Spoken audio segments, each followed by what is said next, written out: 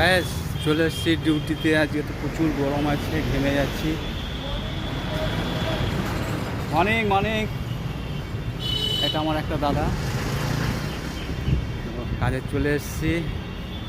প্রচুর গরম আছে, কিছু করার নেই। কাছেই অবশ্য ঘাম পড়ছে, দেখো পুরো ঘাম পড়ছে, দেখেছো?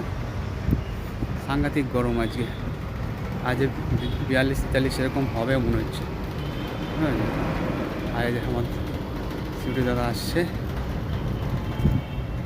কিছু করার নেই, এত ঘামের মধ্যে এখন কাজে তো আসতেই হবে।